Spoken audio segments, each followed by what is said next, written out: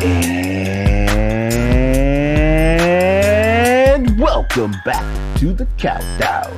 I'm your Countdown host, MJ Book, back for another episode here in the world of the Countdown. Hope everybody's doing good. Right now, just kind of chilling and relaxing, getting ready for we're now in the month of August. This is your boy's birthday month. So August got some interesting stuff happening. Of course, got fantasy football going on. Of course, wrestling and everything going on with 3GW, Third Generation Wrestling. Please, like I always say, listen to those guys. But right now, I have a countdown dealing with the continuation of the 80s. This is episode 52. That's boggling my mind that this is going to be number 52 still. I've done 52 of these, and I thank every single one of you who've listened to even just one episode. I appreciate every single one of you. Got a couple of new listeners that I've noticed, so thank you very much. This is my continuation of the 80s because this sucker is almost done. I only have 3 years to go, and after this, I'll only have 2 years left. This is 1982. Now, I said in the previous episode I did, which was 83, that these early 80s, some big movies happened in the early 80s. So that was why I saved these years of movies toward the end. That's why I did it in this order. It's because the end of the 80s wasn't quite as big with more movies as the early 80s were. Some seriously big movies were in the early 80s. Some seriously big movies at the end, of course, like Jack Nicholson said in the movie, the little bat sound, the little bat thing for Batman. But early 80s were huge, just absolutely huge. And that's why I loved doing it in this order. So instead of me just blabbing about it, let's get started with the countdown. This is a 10-spot countdown. And I may decide to mention some honorable mentions, but I'm not going to mention them at the beginning. I'm going to mention them at the end. Allows you to think more clearly if you happen to know about movies that came out and you'll wonder, is this movie in there? If I say it here, the honorable mention, you're like, oh, well, no, it's not there. Gives you more room to think, more movies to think. And what can I say? I like making you all guess. So let's get this this party started with number 10. Number 10 stars an actor who I've said it before, has been a contributor in a way to the countdown. He's been named a lot. His movies have been named a lot. This franchise has been named a few times as well. This is directed by John Milius, and it stars, of course, Arnold Schwarzenegger, James Earl Jones, Max von Sydow. I always say that name wrong. If you listen to the show, you know I am horrific when it comes to people's names. That's probably never going to change. But just by saying those titles, those names, you probably already know what the movie is. But for those of you on YouTube, Conan the Barbarian. Now, I have said in a previous countdown that between the two Conan movies with Arnold, because that other one does not count with Jason Momoa, because it was just ass. These two Arnold movies, I happen to prefer Destroyer. I think Destroyer is better than Barbarian. But that's not saying Barbarian is bad. It's not at all. It's a very good movie. I just happen to appreciate Destroyer a little more. But in this movie, the best part of it is James Earl Jones. James Earl Jones, that character that he plays is remarkably evil, but you can also somewhat understand his evil.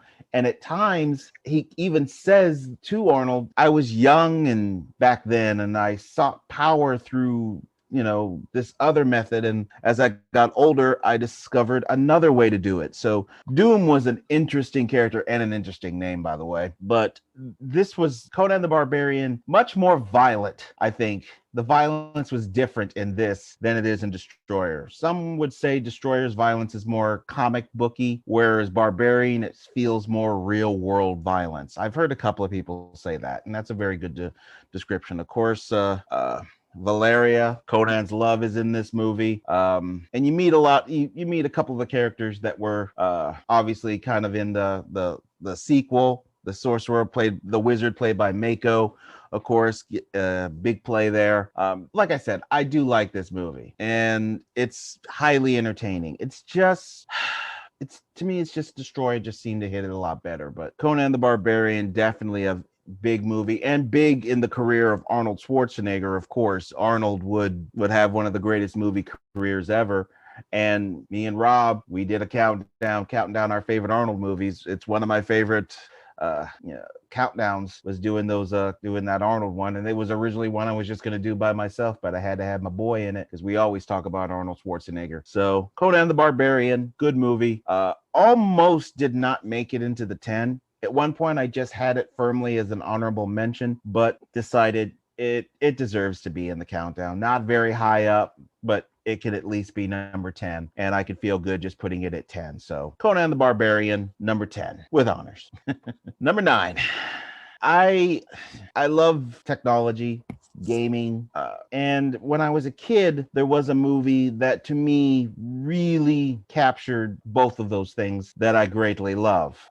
If you're a child of the 80s, you may already know what movie I am talking about. For those of you on good old YouTube, you are seeing what I'm talking about. This is a revolutionary movie at the time, and its effects might not hold up to some nowadays, and it has had a sequel, of course. This movie was directed by Steven Lisberger, and it stars Jeff Bridges, Bruce Boxleitner, David Warner. Tron.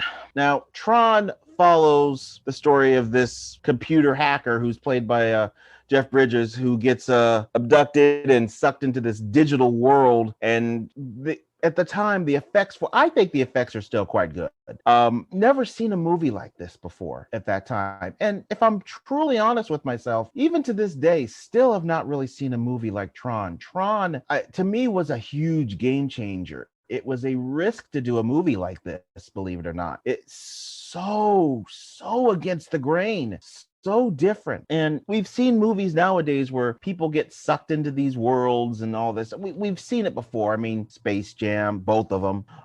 We've seen these movies before, but this is dealing with a different type of thing. We've seen real life actors having to be with animated characters. That has been done to death. But still, this kind of thing where you're sucked into kind of basically a computer, a game, this is so different. And it's part of that difference that I loved so much about Tron. It's so unique. It's such a great story. And the acting in it was top notch. I think it was top notch in this movie. It's such an entertaining movie. I would strongly advise everybody, to give this, if you haven't watched it, give this movie a try. It's unique, it's different, it's fun, it's entertaining, and it's so damn good. It's so damn good. To me, the effects, I know some people may look at these effects and think, ugh, God, that's pure 80s. And in some respects, I do see that, but I still love them.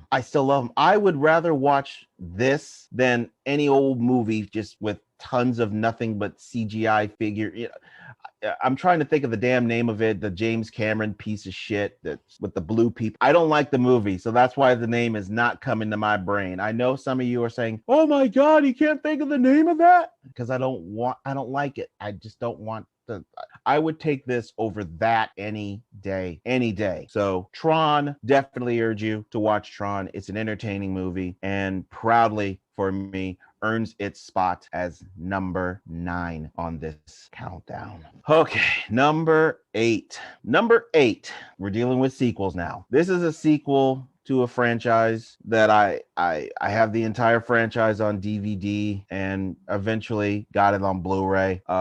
It was a franchise that a few years ago had a movie remade, and I've heard they're gonna make another one. I'm not a big fan of the new version. I still prefer the original.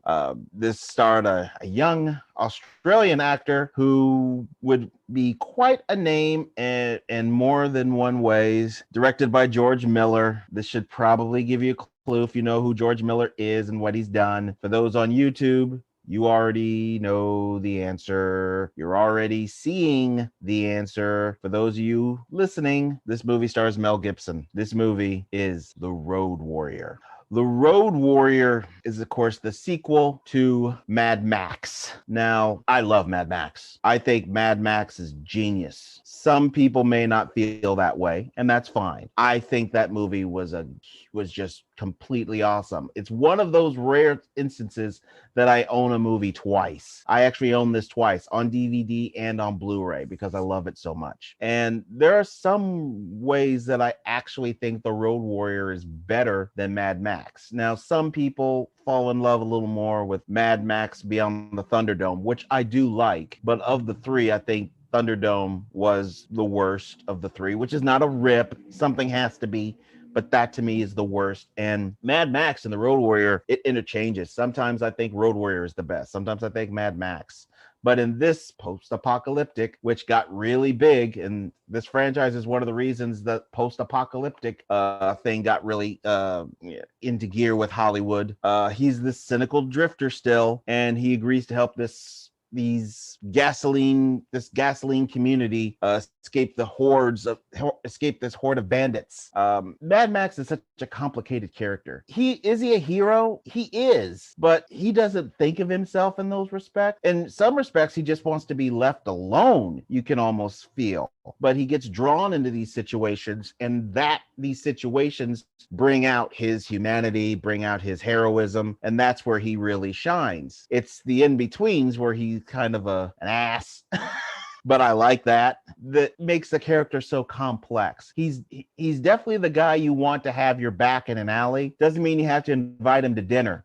You don't have to invite the guy to dinner, but he would have your back in an alley when the chips were down. And I know people who just absolutely love the more recent Mad Max thing. I've never watched it because I think I looked at the trailer, I thought it was stupid. If the trailer cannot grab a hold of me, I will not watch the movie. And Mad Max, that newer one with Tom Hardy, it just did not grab my attention. And so I've just never watched it. Maybe someday I'll give it a chance, maybe. But as I sit here right now, I have no inclination of ever watching that thing. Road Warrior, or as it sometimes is called, Mad Max 2, depending on where where you are, or how you were brought up, where you were brought up. For me, this is just Road Warrior. I know people who call it Mad Max 2, but the Road Warrior is an amazing apocalyptic movie. It's one of Mel Gibson's best.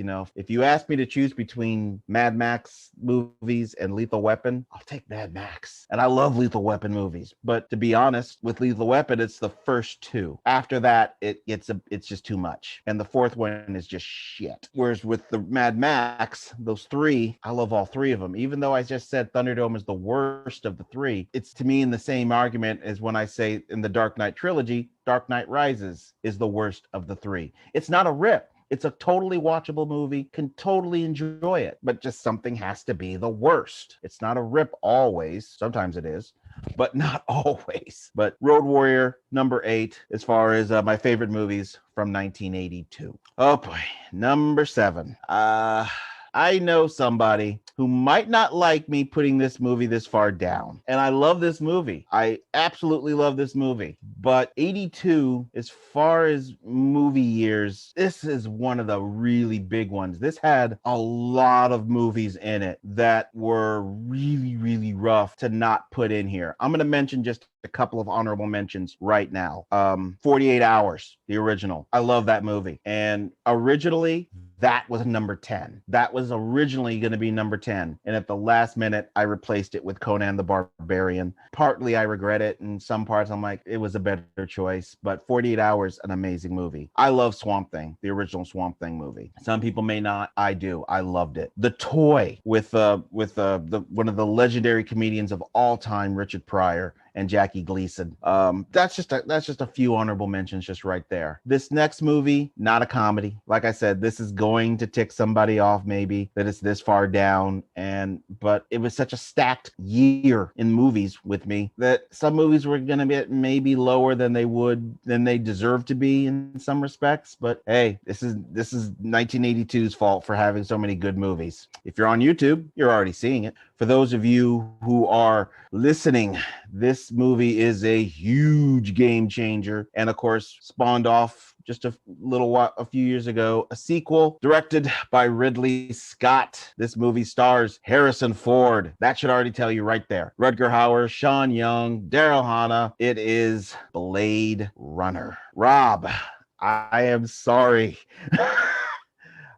I love this damn movie. I really love it. It hurts me putting it this low. It should be something higher, like a 2 or a 3, but there are so many movies that I can say should be a 2 or a 3 from this year, and I can't put them all there. So it has to, I have to try to order them in a way I can. And this is, oh, this hurts me because I love Harrison Ford. And in fact, I'm working on a favorite Harrison Ford's movie list. So I'm hoping to get that out to you all sometime. I don't know when, but I hope to get that one done. But Blade Runner, of course, it's this tale of terminating these 4 replicants who have stolen a ship, and they've come to Earth to find their creator. And Harrison Ford is the one who's pursuing them. He's the Blade Runner. And this futuristic world that Ridley Scott and the filmmakers created, it still holds up today. That city that they made is just stunning. The effects in that movie, amazing. The story, the plot, it's one of those movies that I kind of had to watch a second time to understand a few things. The first run through, I was like, this is good, but I still kind of question this, and this. And so I watched it a second time, and I'm like, okay, I get it now. I got it. I actually like it when a movie does that. It's good rewatchability that makes you do that. And I know it had a sequel, and I've just never watched it. Mainly because Harrison, he went back and did Indy with the Kingdom of the Crystal Skull, and it is one of the worst movie experiences I've ever had. And he's currently working on the next Indiana Jones, and part of me is just saying, no, don't do it, don't watch it. But there's another part of me that's like, you're probably going to end up seeing it. And I think the only way I could stomach it is if I'm watching that with Rob, which me and him watched Kingdom of the Crystal Skull together, to which we still talk about that shit experience. And of course, he came back and played, Han Solo in Force Awakens, and I hate that movie. And so I was like, okay, do I really want to see Blade Runner? I mean, Harrison with me has already ruined, well, not ruined, but lowered a couple of really great characters, and here it is again. So I was like, I'm not sure I could do this again. So I still haven't watched the newer one, but the original, it's so amazing. This is such an awesome movie. Rutger Hauer as an actor does not get a lot. His name doesn't get dropped a lot, and he did do a lot of movies that nobody would ever think of, but he was the Hitcher. The original, that movie's awesome.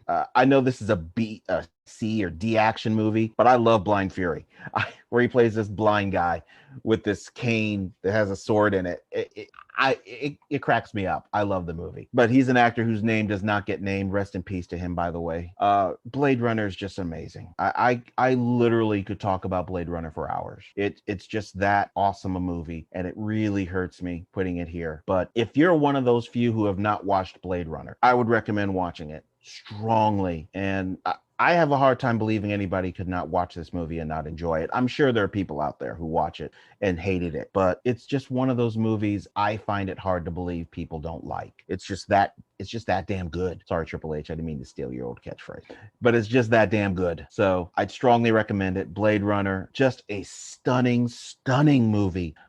My nose is itching like crazy now. It's just an amazing, amazing movie. Strongly recommend it. Blade Runner, definitely check it out. And sadly, unfortunately, it is my number 7, but it's just so damn good. It is really, really good. I'm already regretting it, number 7, but I know there's reasons, and I have to put it here. So number 7, Blade Runner. I better move on because I could seriously talk about this movie for quite a long time because I fucking love it so much. All right. Number 6. This movie, well, horror. We're kind of in this horror realm now with this one. And it was kind of a big game changer, and one of those movies that has a legacy because of the supposed things that happened during the making of the movie. It's one of those type of movies that has an interesting story just in its making. But this movie spawned off a couple of sequels, a TV show, and sadly, a few years ago, there was a reboot. This movie is directed by Tobe Hooper. Does that tell you what it is. If it doesn't, YouTubers, you're seeing what it is. This movie stars Jo Beth Williams, Heather O'Rourke, Craig T. Nelson, Poltergeist. Poltergeist, which I still own on, I know I'm about to be old when I say this, but I still own this movie on VHS, but I do have it on DVD. Don't worry. I did eventually get a little more recent, and it's something I wouldn't mind owning on Blu-ray. But this just stars a family who's moved into they're in a nice house. They've moved into a nice home. Unfortunately, the developer who built these homes has kept a little dirty secret, and that dirty secret is affecting this family in the form of poltergeists, and they are being haunted badly by these poltergeists. And Heather O'Rourke, who's the little girl you're seeing right there, it's usually with kid actors, in movies, they can really, really annoy you. Like in the Tom Cruise War of the Worlds, Dakota was annoying. And it's not because she's a bad actress, because we've seen her act in far better movies. She's a great little actress. Heather O'Rourke stole the movie. She stole it. And the classic line was, "They're here." And the way she says it with this cute voice, but also bone chilling, blood curdling, terrifying, introspective. It's like, who's they? And what are they doing here? And what do they want? She says it in a way where it covers all the spectrums. And for a little kid to just say 2 words and make you go in all these directions is a compliment to the writing, and a compliment because the writer is writing the words, but the actor is the one that has to say these words to make you feel a certain way. And she just did a great job making us feel all kinds of ways. And what happens in this movie is I'm trying not to blow things in movies by giving away plots, major plot points anyway, but there's a lot of shit that happens to this family, a lot. And the fact that they would even do a sequel, which at the time is no shocking because this movie was huge. The second one is actually good. I actually like the second one. It's completely watchable. It's not as good as the original, which happens a lot, but it's still watchable. The third one is where you don't need to watch it. The third one is just absolute shit. You don't need to watch it. As far as the Legacy TV show, I tried to get into that and watched it. I just didn't like it. And in the end, the last episode I watched was one that had the Undertaker in it. They then, of course, a few years ago made a remake, which I have never seen and I have no intentions. So Poltergeist, and by the way, as far as famous stories, there's a pool scene. If those of you have watched it, there's skeletons. Supposedly, those skeletons are real. Real skeletons. Now, that's supposedly. I've heard rumors that that's real. I've also heard rumors that that story is complete BS. But it's one of those stories that goes around. So do I think they're real? They certainly looked real, but that's Hollywood. You're supposed to make it look real. So I don't know if they're real. It probably would be cheaper to get real ones than making them. That's probably a cheaper way of doing it. But and who's to say Hollywood isn't cheap? We know Hollywood is cheap, so it wouldn't shock me if those are real. But Poltergeist, like I said, just a great movie. The effects in it, some of them are quite laughable. I'll just say the bathroom scene with the guy in his face. That's all I'll say. If you haven't watched it, I don't want to blow things for you, but that scene's a bit laughable. But it's laughable kind of in a good way. I mean, it is the 80s, folks. I mean, the effects of the 80s are the effects of the 80s, but it's still a good movie. Great acting by everybody, especially Heather O'Rourke, a child actress who sadly, unfortunately, there's people in this movie who real life, unfortunately, died far too young. For example, the 2 daughters in this movie. It's such a good movie, and it is a benchmark for their careers. The sad thing is, wish their careers could have gone on a little further.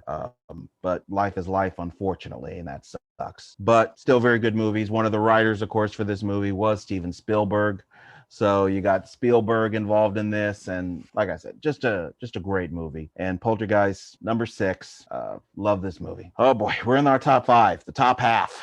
The creme de la creme, I guess, as I've said, I think, a couple of times. And this first one, people are going to laugh at me. People are going to laugh at me for putting this movie even on this list. People are going to laugh at me for putting this movie this high up. But I love this movie. This movie has spawned off a few sequels. This movie spawned off, got a TV movie.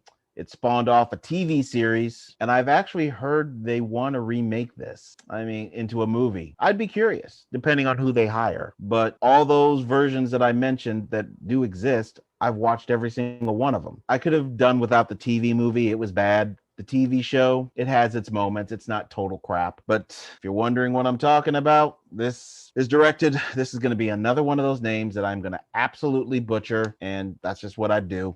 Don Coscarelli. Don Coscarelli. I probably said the name horribly wrong. So do apologize. Stars Mark Singer, Tanya Roberts, Rip Torn. Does that say what the movie is for you folks over there in the YouTube verse? You're seeing it. It is, of course, the Beastmaster. Yes, Beastmaster. I know some people are laughing at this. Also, I didn't want to forget John Amos is in this as well. It is a B movie of B movies. I get it. I know, but sometimes a movie just hits you. And I loved this movie. It takes place in the world of witchcraft, swords, sorcery, things of that nature. And it's all about this boy who is part of a group of people who is wiped out. And he garners this ability to talk to animals. And it seems so goofy. Even as I'm describing it, I'm like, why do you like this? But maybe part of it has to do with Mark Singer, who at the time, unique action star. I mean, he's unique as far as action stars go. Of course, I love him in the V series. I gotta create some kind of a countdown list where I can talk about V, because V is so awesome. But Beastmaster, it's just so entertaining. I mean, I would rather watch Beastmaster by proof of its place on this list than watch Conan the Barbarian. And I know there are people who think that is sacrilegious. I can't even say that word. Bad. It's just bad. But I just love the Beastmaster. I have this on DVD and Blu-ray. I love the Beastmaster. I'm a sucker for this movie. I even love the second movie, Through the Portal of Time. I even love that. I know some people hated it. I friggin' loved it. The Beastmaster is just an entertaining franchise, and of course, this first movie introduced a lot of there was a lot of people who would be introduced to the beauty that is Tanya Roberts. Rest in peace to Tanya Roberts, another person we lost too early. Tanya Roberts, just absolutely stunning. And this is, like I said, this is just a goofy, dumb little action fantasy swordplay type of movie, but it tells a nice story, a very good story. And it's well acted, and these actors are believing in their character, and that helps. That can help a movie be good. If you see some actor out there who's just bullshitting and doesn't really believe in what they're doing out there, a la George Clooney and Batman and Robin, it just affects your movie. But this was, and I love the music. I love the music. I love everything about this movie. You could tell it's cheaply made. I mean, you could just tell by looking at it. But I can look past that. If you look hard enough, yeah, you see it. But I just love this movie. It's just an amazing, fun little movie. It's one of those movies that just sit down and watch it. You don't have to. Some movies are just great cheese, and this is just great cheese. It's just entertaining. And who cares if if it doesn't become a big time Hollywood hit? That doesn't matter. At the end of the day, this is one of those things, like, as long as you enjoy it, that's all that matters. And to me, the Beastmaster is something that you just sit down and enjoy. Turn off the brain a little bit and just sit down, watch it, and enjoy it. And this is something I tremendously enjoy. I've tried to talk a lot of people into watching Beastmaster in some respects, because I just think it's just an entertaining movie to just sit down, relax, and have some popcorn, have a beer or something, and just relax and enjoy a movie. And Beastmaster, to me, does that job, and does that job really well. I'm going to take a sip of water here first, or sip of Pepsi. It's just one of those movies you can greatly enjoy, and it's a great cast, well acted. Of course, he has animals at his side.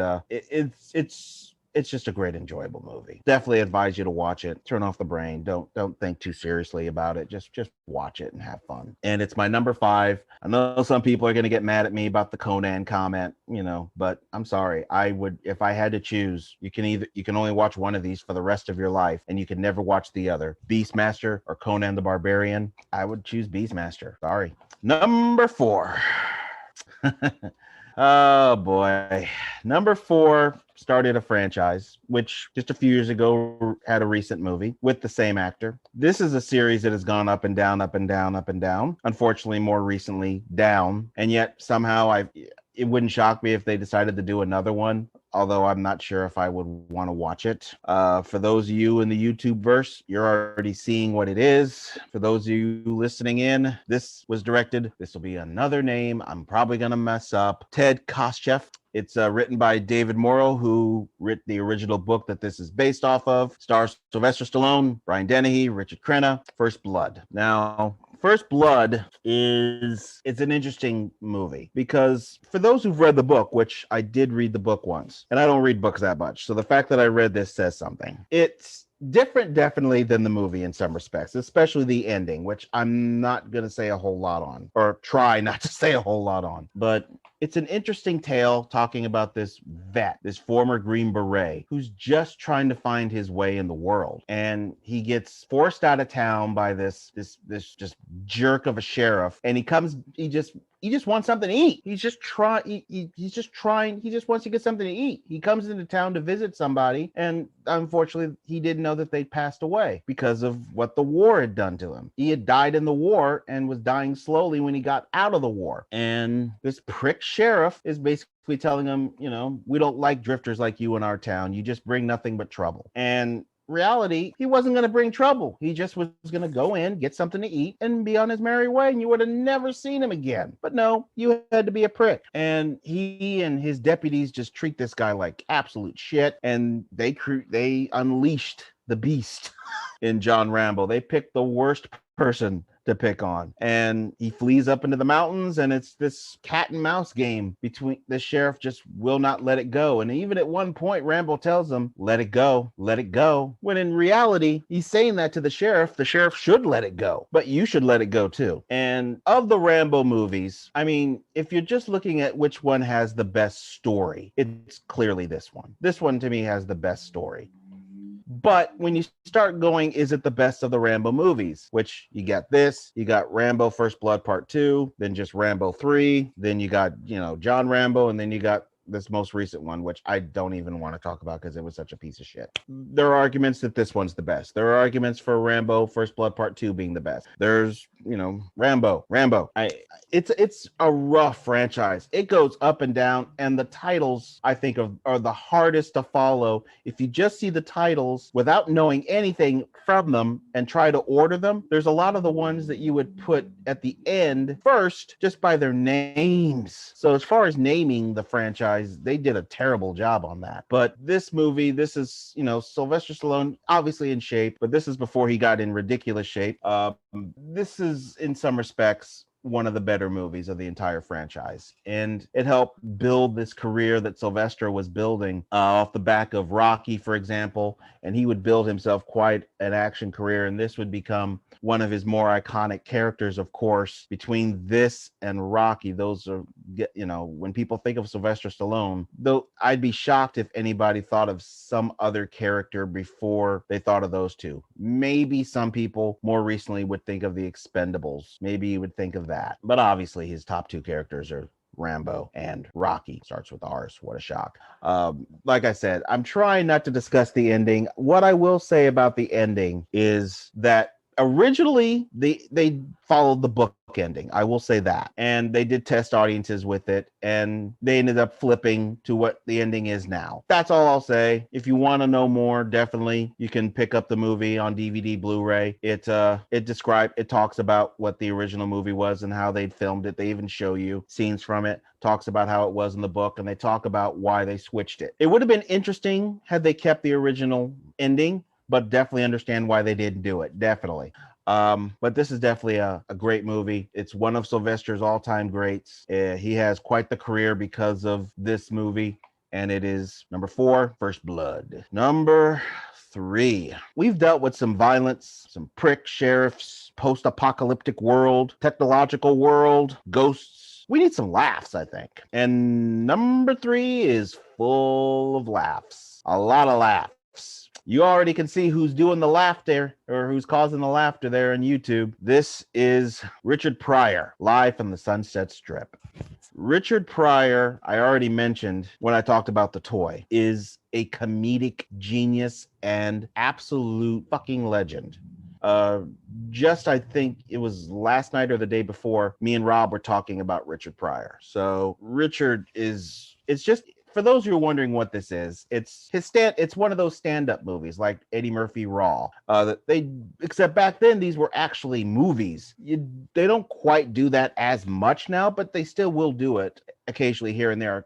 I think there's been a few of them. Kevin Hart's had a couple, so there's been some lately. But at this time, this was a much bigger deal back then than it is now. It's a little more rare now. But this was directed by Joe Layton, and of course, written by comedic legends Richard Pryor and Paul Mooney, who passed away very recently. Rest in peace to Paul Mooney. Paul, one of the all-time greatest writers of all time, just an absolute genius. He did some great work on the Chappelle Show, another great show. And this is just a stand-up. It's just a stand-up. But one of the things that made this stand-up so popular was he talked about, because he had a little accident with fire at this point, and he's making jokes about the fire, lighting a match. What's this? Richard Pryor running down the street. I mean, just stupid stuff like that, talking about his whole drug situation. Also, what made it even more famous was his talk about his trip to Africa, and talking about, never using the word, for some of you who get offended, fine, I understand. But he used to say the word nigga a lot, and he talks about he'll never use that word again because he went to the motherland. This just goes through his, he does a lot of stand-up going through his whole career. Of course, he brings back Mudbone, and it's one of the all-time greatest stand-ups. Now, I know there are some Richard Pryor fans who hold other of his performances higher up. I've heard a lot of people say Here and Now, which I own both this, and I do own Here and Now. I have a couple of his on DVD. But Richard Pryor Live from the Sunset Strip, to me, was my all-time favorite. I watched tons of Richard Pryor movies at this point, but believe it or not, as far as stand-up, watching his stand-up, this was the first one. I'd listened to many of them on, I'm about to be old again, on record. I'd listened to several Richard Pryor records prior to this. It was the records that got me into watching his movies, and his movies got me into watching this stand-up, and this stand-up got me into watching the rest of his stand-ups. But this one, to me, will always remain my all-time favorite. I love this stand-up. Richard Pryor, we lost that guy too early again. He's just a genius. He was an absolute genius. I have a Richard Pryor shirt. I just love the guy. And this movie, this stand-up, is one of his all-time greats. That's another list I might have to do. Richard Pryor movies. A list of Richard Pryor movies, because I think I could come up with 10 pretty easily there. But number 3, Richard Pryor, Live from the Sunset Strip. Oh, boy. Runner up. Oh boy, I'm looking at it, and part of me thinks that I've lost my damn mind. Part of me thinks I gotta switch up, but I can't. This is what it is. And these top 2 have been going back and forth. I've been flipping them multiple times, but there's a reason I have to keep this as number 2, and the eventual winner, or the eventual number 1, at number 1. But after I do this, I'm going to regret it. And it's going to be this is going to be one of those, this was a rough one, folks. 82 was a rough one. Of all the years, this is probably, for some reason, up to this point, been the most difficult to do, because the order in which I'm doing this is actually the order in which I finished these in. So this is just a rough one. This was just a very, very rough year. And I'm looking at it, and I'm still wanting to switch. Even right now, I want to switch. But I'm going to stick with this. I'm going to regret it. But number 2, let's just get this out the way. Number 2 is E.T., the Extraterrestrial. And I'm regretting putting this at number 2. It should be back at 1. But then when it's at 1, I think it should be 2. And then what I have as 2 is 1. This is just completely interchangeable. It's one of those that are totally interchangeable, but it's too late to switch it because I just now said it. So once I say it, it's done. E.T. the Extraterrestrial. I remember watching this movie as a kid, and it's one of the earliest movies that I remember watching as a kid, if not the first movie I really remember watching from beginning to end. More than likely, it is the very first one. I'm trying to think of something. I know I watched other movies before this, but the memories are not with me like they are with this movie. And my mom, poor her, she had to suffer because I got through this movie. She, again, I'm about to age myself. We had these stores called video rental places that rented videos out, video cassettes. Every time she went, she had to get ET. Every single time. And it's like, I just was like, why don't you just buy it? Then you don't have to keep renting it. But I wasn't going to say that. I was just thinking it, but I didn't care as long as I had it. Finally, she's like, okay, enough. And she bought it, which I still have that VHS, and it came with a poster. Folded it, I still have it. It's folded up and it's ripped and it's in pieces. Well, not in pieces, but it's worn, but I still have it. E.T. Oh God. This is another one of those movies I could talk about forever. Directed by, of course, the legendary Steven Spielberg. Stars young Henry Thomas, Drew Barrymore, Peter Coyote, Dee Wallace. And it's just about this troubled kid and this extraterrestrial, this alien who find this friendship on Earth. It's a touching story, and it's one of the very few movies that ever made me cry. This movie made me bawl, and it did every single time I watched it as a kid. And even as an adult, when I watch it, I start to feel that emotion bubbling up. And sometimes maybe a little tear comes down. This movie has and that's one of the reasons I'm so regretting on some levels putting this at 2, because there's not that many movies that give me that kind of an emotional response. There just isn't. But this one really gives me that emotional response. And again, I'm regretting it. Part of me just thinks I should just say this is number 1 and be done with it, but it's too late. This is such an amazing movie. Such an amazing movie. Love E.T., the extraterrestrial. It's been made fun of a lot, but I don't care. I love this movie. I own this movie on VHS and DVD, and I bought it on Blu-ray because I just love it so much. E.T., it's a big part of my childhood was this movie. A big chunk of my childhood was this movie. I was completely obsessed with this movie as a kid. And as an adult, I don't watch it as much, but it holds that special place. And I think in the end, that's what makes this number 2. Very few movies have given me the emotional response that this does. I could probably only count on one hand how many movies have done that. But as an adult, yes, I still dip into that emotion, but I haven't watched it as much as an adult as I did as a kid. I can still watch it. There's no problem in watching it. But what eventually is now, what is number 1, I can honestly tell you the last time I watched it, and it was 3 months ago I watched it. And I'll end up watching it, I know, in a couple of months. I know I will be watching it in a couple of months. What is going to be number 1? But E.T., an amazing movie. The soundtrack, the music, the story, the acting. Again, kid actors can be very annoying, but these kids they weren't annoying. The ending, oh my God. I mean, I'm getting a little emotional.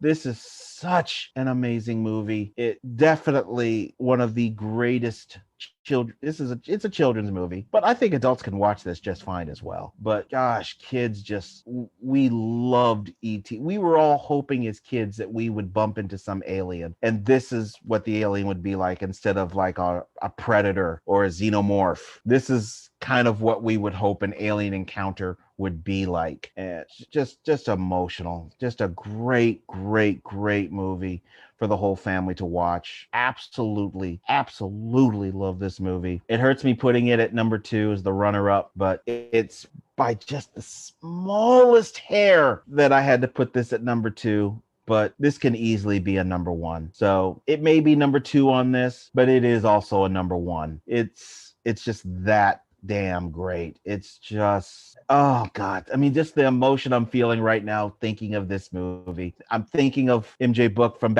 little kid back then, just sitting there watching this movie in a theater that doesn't even exist anymore. Just bawling his little eyes out at this movie. And I remember having the poster. It was just to the right of my bed, just to the right. Just an amazing movie. Love this. In fact, I remember my mom had a plant. She had a plant with a pot, and you could. This was a little clip-on thing that you clipped onto just the potted plant. It was E.T. So E.T. was just. I remember few years later, people were like, why didn't E.T. have a sequel? I was like, doesn't need one. Some movies don't need a sequel. You just don't, it just didn't. And even today, I've heard people say, well, they should try to do a sequel. No, just let it be. Just let it be. We don't need a sequel to this. E.T., number 2. All right. We're at numero uno. But before I name the number 1, let's do just a quick review of what got us to this point. Number 10, Conan the Barbarian. Number 9, Tron. 8, The Road Warrior. Number 7, Blade Runner. 6, Poltergeist. Number 5, The Beastmaster. 4, First Blood. 3, Richard Pryor, Live from the Sunset Strip. And number 2, runner-up, E.T. the Extraterrestrial. Oh boy. Number 1. God, this is rough. There are certain things who people who know me think of certain things when they think of me in the movie world. You'll think of, some people will say Star Wars. That's fine. Batman, of course, is a big one. James Bond is a big one. And so is this. And by this, YouTubers, y'all are seeing what it is. For those of you who are listening in, this movie, directed by Nicholas Meyer, stars William Shatner, Leonard Nimoy, DeForest Kelley, James Doohan, Nichelle Nichols, George Takei, Walter Koenig, Ricardo Montalban. Star Trek II, The Wrath of Khan. I'm a Trekker. Of all my loves, one of the very earliest was Star Trek. I honestly can say I don't think I was quite I was just starting to claw my way into the world of Batman, and I was already a Star Trek fan. And how I got to be such a huge Star Trek fan, it's all my mom's fault. And she's not even a Trekker. She's not. But she had bought Star Trek, the motion picture, and Star Trek II, The Wrath of Khan on VHS. Both these movies were out. I had never watched them or heard of them. By the way, I still have those VHSs. I have all the original Star Trek movies on VHS and the Next Generation movies, because they were still doing VHS. I have all those on VHS still, and I will never get rid of them. That's how big of a dork I am. I had never watched it, and I typically watch movies in order. This is one of those rare instances where I didn't. She was watching Star Trek II, The Wrath of Khan, and I watched it, and I'm looking at it, and I'm enthralled. I love it. And I'm like, what is this? And after it was over, I just loved it. And she's like, well, if you like this, maybe you should watch the first movie, because this is a sequel. I'm like, what is it? And she's like, it's Star Trek the Motion Picture. I'm like, can we rent it? And she's like, no need. She pulls it out of this video cassette holder, which I have still. We have this video cassette holder. I still have it. I'm looking right at it right now, as a matter of fact. I placed it here in the 123 studios to kind of hold up some displays, but I'm looking right at it, and it does still have some VHSs in it. I still have some. Sorry, I'm a dork. And so I watched Star Trek the Motion Picture, and on the back of the motion picture it says that there's an original series, and I'm like, this was a TV show? And that's how I started hooking into the TV show. And at that point, it's over. I'm completely hooked, invested, and have become a Trekker. Not a Trek E. Trek E are the original fans. Trekkers are the next generation of fans. Their sons and daughters. The term keeps changing. I don't know what it is now, because I'm not a part of it. I'm a Trekker, and I would just tear through the Star Trek movies. But this one homes back all the way to an original episode in which Admiral Kirk must stop an old friend of his, an old nemesis, Khan Noonien Singh, played by Ricardo Montalban, who played the same character in the original series. And if you watched the original series, the episode, it of course ends with the classic, Star Trek fight between Kirk and Khan. Of course, Kirk wins, and at the end, he banishes him onto this world. Well, many, many years later, Khan is discovered on that world and is extremely angry and is after revenge, and he wants Kirk bad. And that's the point of this movie. It's revenge, but it's so well played, so well acted. The effects very much still hold up. I don't care what anybody says. Very well acted by all. I don't care what anybody says about William Shatner. The hell with you. He's the Shat, and he will always be the Shat. And thankfully, I met him. I'm gonna post that. I'm gonna post that on the Facebook page. A picture of me meeting the Shat. It was awesome. It is such an amazing. Now, my mom has a problem with it a little bit because of the Star Trek movies. It is surprisingly violent. Not terribly violent, but within the Star Trek verse, this is kind of violent. there's some violence in this, but it's such an emotion. This is one of those movies that, of course, again brings the emotion out of me. Except this is in the reverse, because I was just watching this movie for the first time back in the day. I didn't have the love of the original series. I didn't know there was even a movie before it. I wasn't paying attention that it said Star Trek II, The Wrath of Khan, until after my mom had pointed it out to me. So I didn't have all that backstory to add up the love. Now, when you watch it, of course, you know what happens after, but you still feel a certain way when certain events happen. Now, this movie, in a way, got redone with the new series of Star Trek movies, which I fucking hate. I watched the first one, and it was absolute trash, and never watched any of the other ones after that. But I know they did their own take on Khan with Benedict Cumberbatch, who I actually like Benedict Cumberbatch. I love Sherlock. I'm a Sherlock fan, but I couldn't watch that. The events of this is basically Star Trek movies kind of went on this thing where it was a two-part play almost, in a way, where this was one part and then Star Trek 3 would be the next part to this play. I mean, because the movies are tied together. Essentially, Star Trek 3 takes up right after this movie. And this, of course, was based off of the Gene Roddenberry original series. He was one of the writers for this. The story was by Harve Bennett. And Star Trek is one of those things I have a hard time keeping at a low volume for, not overly talking about, because I love it so much. I love Star Trek. I'm a Trekker, as I've said. I have all the movies on, I have of that up to the Next Generation. I have all those movies on VHS. I bought all those movies on DVD. I have them on Blu-ray. Have audiobooks on CD and DVD. I bought the Starships collection. I have tons of those. I have at the door to my apartment, there's this device that if you walk past it and I turn it on, it makes Star Trek sound effects. I don't have it on all the time, but sometimes I have it on. It just makes me laugh. That's just some of the Star Trek stuff. Of course, I go to Trek conventions when they're in town. They're not in town as much as they used to be when I was a kid, but when I was a kid, they were in town all the time. In fact, if it wasn't for a Trek convention, I never would have watched the TV show Millennium, because they were testing that show with audiences at a Star Trek convention. And it was toward the end of the Star Trek convention, and you could come in and watch this show that hadn't even had a commercial yet. And I chose to watch it, and it ended up being Millennium. So whatever. But I've met many of people at these Star Trek conventions. Got to meet a lot of celebrities, got to see a lot of celebrities like William Shatner. I've got to see him, George Takei, John Delancey, who played Q, William T. Riker. I could go on. I've been able to see a lot of these people at Star Trek conventions. And of course, I went to William Shatner's one-man show in town a few years ago and got to meet the man himself and got to take a picture with him. Didn't get an autograph, but that's cool. I got a picture with the guy, and you have to pay extra for that too. It was like an extra $50. So the show in the end cost me well over $100, and it was totally worth it. And it's huge nerd cred. I do not care. It's nerd cred. And Star Trek II, The Wrath of Khan, like I said, of the original series movies, this is right up there. And it's one of those few series where there's far more good movies than bad. In the original series movies, there's 6 of them. Star Trek, the motion picture, Star Trek II, The Wrath of Khan, Star Trek 3, The Search for Spock, Star Trek 4, The Voyage Home, Star Trek 5, The Final Frontier, Star Trek 6, The Undiscovered Country. There's only one of those movies that is rough to watch. I can watch it because I'm that big of a Trekker, but even I can admit it's a little rough. But Wrath of Khan is one of those ones that's high up there. It's really high up there. That might be another, because Star Trek Day is going to be coming up in September, and I'm going to try to do a Star Trek list for that day. And if you have an idea for a Star Trek list, please let me know. I would love to do a Star Trek list for that day.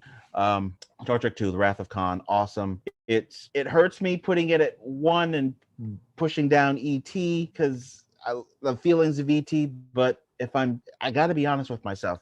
This is the little bit also that helped push this ahead. But I wasn't a Star Trek fan yet, and this movie was out. This movie is what nudged the door open. It was this one. And had I not watched this movie, I might not have ever watched anything involving Star Trek. And a big portion of my nerddom would not exist. And maybe then I would be one of those people, I'd already watched Star Wars at this point. I'd never watched Star Trek. So would Star Wars have enveloped that space that Star Trek currently has now? I mean, it's Star Trek and Star Wars, they occupy a space, but had there not been a Star Trek, would Star Wars have completely occupied that space a little more? I mean, it changed. Maybe I would have an even bigger feeling on Star Wars than I do now. Maybe I would be more willing to see those more recent Star Wars movies than I am now. Who knows? But Star Trek II, The Wrath of Khan, big time game changer, awesome movie. Of course, have the classic line by William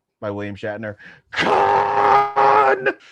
I love this movie. Love this movie. And this was the movie. It was after this movie that Leonard Nimoy would hit the director's chair, and he would hit the director's chair with some great movies, not only just in Star Trek, but also outside of Star Trek. Rest in peace to Leonard Nimoy. There's a lot of people in Star Trek that we lost. DeForest Kelley, James Doonan. So they're getting older.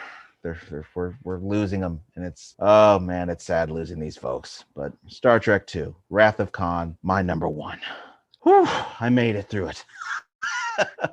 I made it through. I'm regretting the switches I've done with number one and number two, because literally this has been switched dozens of times, and the top 7 or 8 have all, really the entire list has been switched except for Conan. But even Conan was switched because originally that was 48 hours. So man, 1982, full year. I'm going to name just a few more honorable mentions. The Thing. Sorry, Rob, but it did make it as an honorable mention. The Secret of Nim. I'm not even going to go into description of it.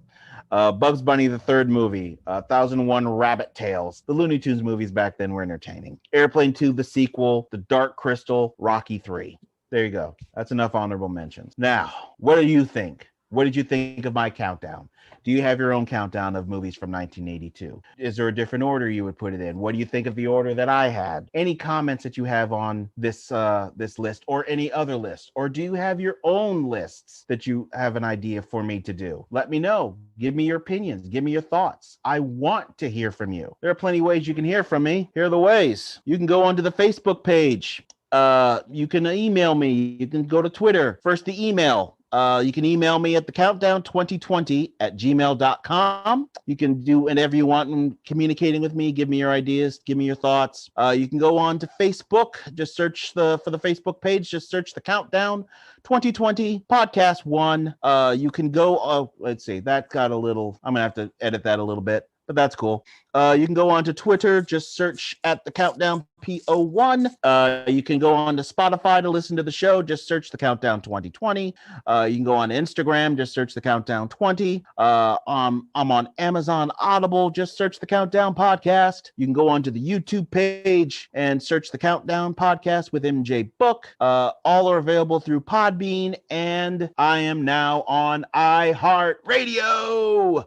Just search the Countdown Podcast on iHEART Radio. Use all these methods to get a hold of me. Give me your ideas. Give me your opinions. Let me know what you think. I love to hear from you all. I really do. And I got a couple of emails recently about show ideas that I found. One of them I found really interesting that I might end up doing. The other one I got to think about because it's a little rougher. But definitely love listening to you, getting the messages and stuff from you. I thoroughly enjoy getting your ideas. And as always, if you're a professional wrestling fan, please listen to Third Generation Wrestling. We've recently done some episodes. They recently just posted an episode reviewing an AEW show. And of course, me, the Ambassador Rob, and the Real Big E will be going to an AEW event in Chicago, All Out. Oh, cannot wait for that event in September. That is going to be huge. There's been some big news in AEW recently with signings, and it may get bigger. Who knows? Because, of course, WWE let go of Bray Wyatt. An absolute mistake, but also good for Bray that he's just free because they were just stifling him to death. But please listen to Third Generation Wrestling, hosted by the Real Big E and the Ambassador Rob. I'm a contributor onto that show, as well as the good brother Blake. And the Doc recently returned. So good to see you again, Doc. Glad to have you back. You're welcome back on here as well. Love to do another countdown with you. You were the first episode of this brand new season. So love to have you back. If you want to come back on, all you got to do is ask. If you have your own idea you want to bring to the table, let me know, bro. Let me know. But that's all I got for you. So I'm going to catch you all again on the next episode of... Wait, not done. Got to say one more thing. I almost forgot. And I got to give this guy a plug because I use his music all the time. Got to thank Incomtech.com, Kevin MacLeod for the royalty-free music, Ice Flow, that you hear at the end of at the beginning and end of the shows. So now that that's over, now I can say it. I will catch you all again on the next episode of The Countdown. Have yourself a great day or evening, whatever time it is. Bye.